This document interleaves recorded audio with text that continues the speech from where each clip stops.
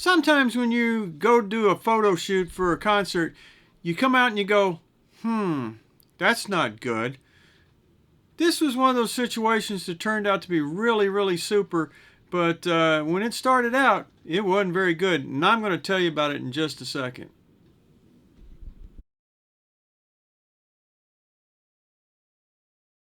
I'm Robert Maxfield. I'm a concert photographer in Dallas-Fort Worth, Texas, and welcome to Max Concert Photography, where we talk about concert photography.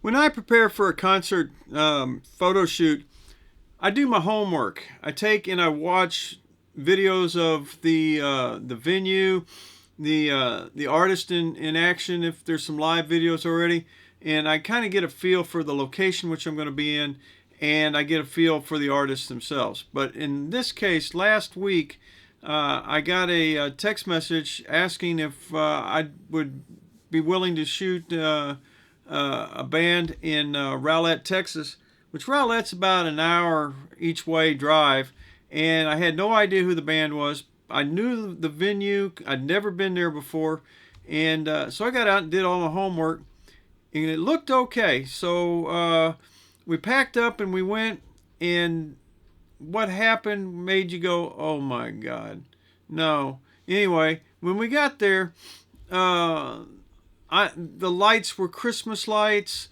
There were strings and strings and strings of these Christmas lights hanging. There were neon signs from beer vendors.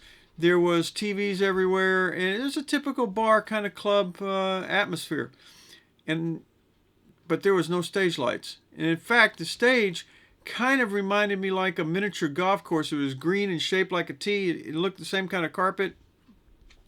That's what it looked like. The people in the place there, though, I want you to know, Hang Time Grill and Bar in Rowlett, Texas are awesome. And I'm going to show you some photographs and some of the settings that are the results of these. Some before, after, and during kind of things. And hold tight.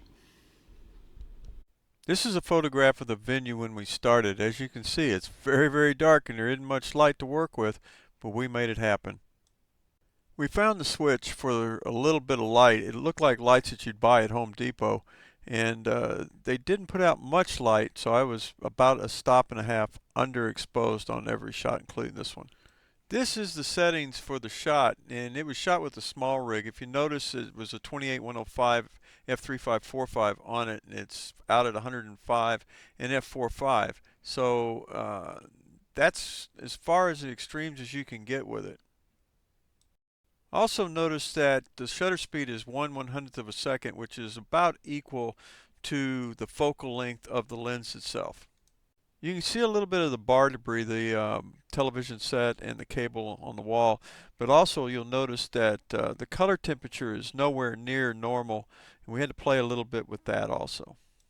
This shot was made with the long rig, and you can see it's an 80-200 f/2.8, focal length 125, and the shutter speed is 1/100th of a second at f/2.8, so it's pretty much maxed out.